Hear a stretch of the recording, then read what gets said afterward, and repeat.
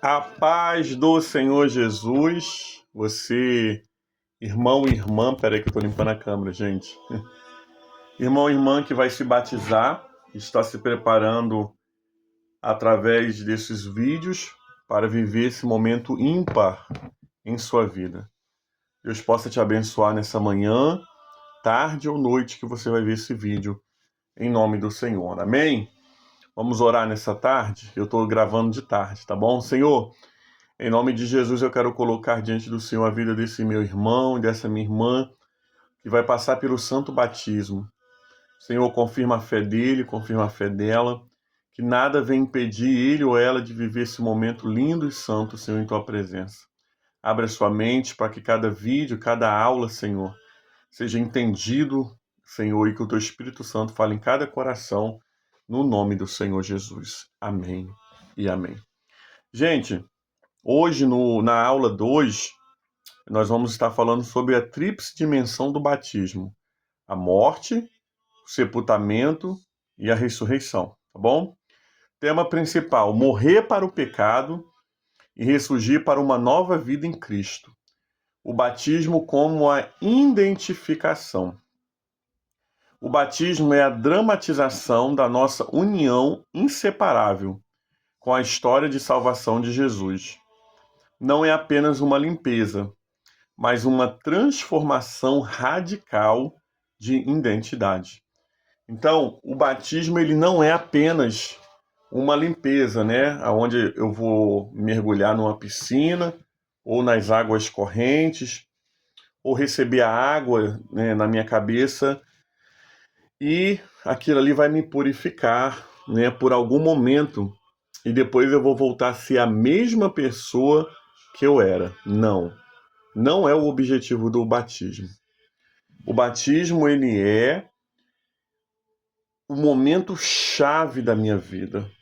O batismo é o momento em que aquela pessoa que viveu até o dia de hoje vai morrer e eu vou receber uma nova identidade em Cristo Jesus. Por isso, né, que o batismo, ele é um momento de morte. Alguém aqui já viu uma pessoa depois que ela morreu? Não, né? Se viu, repreende, não é Deus e nem a pessoa, porque os mortos não podem voltar. Então nós precisamos entender que batismo é isso. A velha criatura, quem eu fui. Se eu me batizar com 90 anos, quem eu fui até os meus 90 anos, não pode ser mais a mesma pessoa que eu vou ser após o batismo. Se eu gritava, se eu era nervoso, se eu era uma pessoa ignorante, agora, batizado, eu preciso pedir a Deus uma nova identidade. Né? Eu preciso viver como Deus quer que eu viva. Por isso, nós precisamos entender que é uma transformação radical. O que é algo radical? Algo que vai acontecer totalmente de verdade. Né? Vamos já para o ponto 1, o grande paradoxo: sepultados e ressuscitados. O batismo é o momento em que a igreja declara que a sua velha natureza está morta e enterrada. Olha que interessante, né? O batismo é o momento que ali, ó, toda a igreja é testemunha que aquela pessoa não existe mais. É uma sepultura. Por quê? Aquela pessoa que volta das águas não é mais a mesma pessoa. Aquela pessoa que volta das águas é uma nova criatura em Cristo Jesus. E toda a congregação está ali para quê? Para ser testemunho do batismo. Amém? Então, nós precisamos entender que é isso. A igreja declara, a igreja reconhece e a igreja testemunha que aquele momento é um momento de morte. Texto-chave aí para a gente estar falando sobre isso. Pastor, me mostra isso na Bíblia. Como é que eu vou entender isso? Na Bíblia. Ó, Romanos capítulo 6, o versículo 3 ao 4 vai dizer: ou vocês não sabem que todos nós fomos batizados em Cristo Jesus. Fomos batizados na sua morte. Fomos, pois, sepultados com ele e no batismo, para que com Cristo foi ressuscitado dentre os mortos pela glória do Pai. Assim andemos nós em novidade de vida. Olha que bênção, gente. Então, nós fomos sepultados com Jesus e ressuscitamos com Jesus para andar em novidade de vida. Nós não podemos aceitar ter as mesmas atitudes depois do batismo. Senão o nosso batismo não está válido. Por quê? Porque tem gente que acaba entrando com o pecado seco e saindo com o pecado molhado. E não é isso o paradoxo, né? O propósito do batismo. Qual é o propósito do batismo? Morrer uma criatura difícil, ignorante, uma criatura que antes não conhecia Jesus e agora ressuscitar um novo homem em Cristo Jesus. Paulo usa essa metáfora de morte, sepultamento e ressurreição. Morrer para a nossa vida antiga, dominada pelo pecado. Sepultamento. O rito do batismo simboliza o ato de enterrar essa velha natureza. E ressurreição. Somos levantados para a novidade de vida. Uma vida vivida em união com Cristo ressuscitado. Olha que bênção, gente. Uma união com o Cristo ressuscitado. Amados, nós precisamos entender que batismo é morte, sepultamento e ressurreição. E tudo isso unidos a Cristo.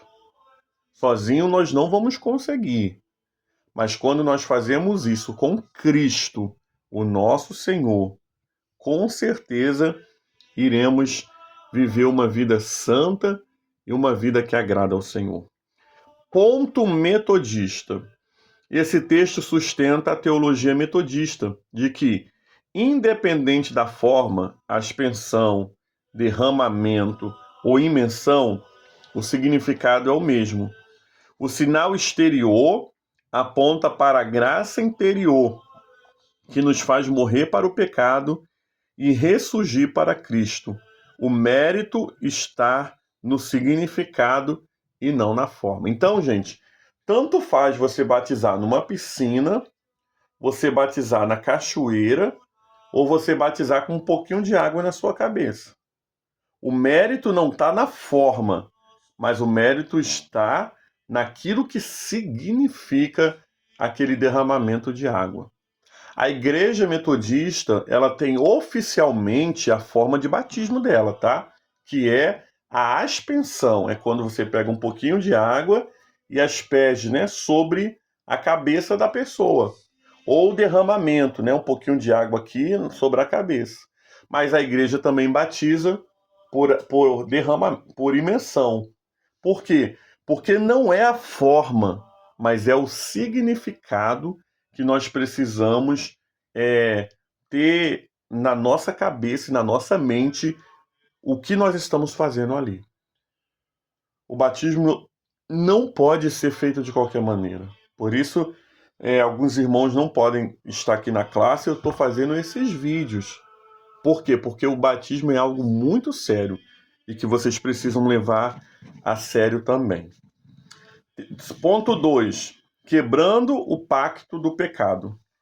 A identificação com a morte de Cristo não é apenas um simbolismo passado, é a base para poder viver em santidade no presente tempo.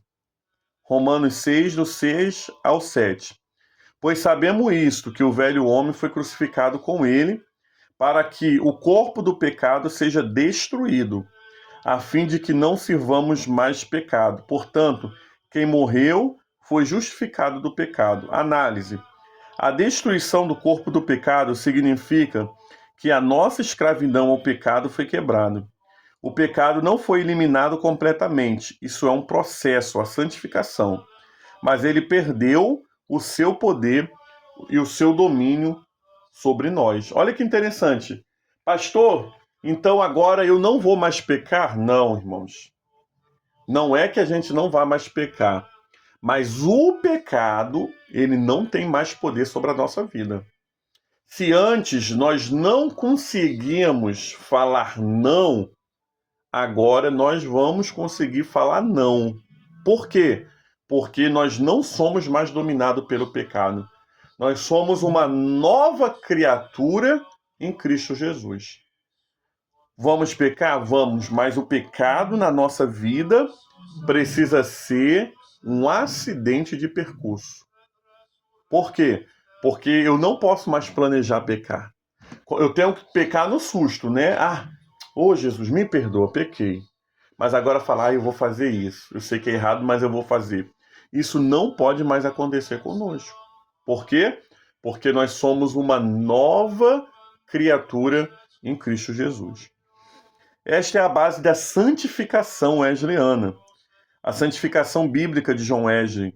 O batismo marca o início de uma vida onde a graça santificadora atua permitindo que o crente escolha continuamente não servir o pecado, mas servir a Deus. Então, a graça santificadora vai te fazer o quê? Você não querer mais pecar. Você fugir do pecado. Se antes do batismo você não fugia do pecado, após o batismo, a graça do Senhor vai te levar a ter uma mentalidade que você precisa eliminar todo o pecado da sua vida. Ponto 3. As implicações éticas da nova vida. A união com Cristo exige uma nova maneira de viver, a vida de discipulado. Texto-chave, Romanos 6, 11 ao 3. Assim, consideremos mortos para os pecados, mas vivos para Deus em Cristo Jesus. Portanto, não permitam que o pecado continue reinando no corpo mortal. Nem entreguem os membros do corpo ao pecado, como instrumento de iniquidade, mas, ao contrário, entregue-se a Deus como instrumento de justiça.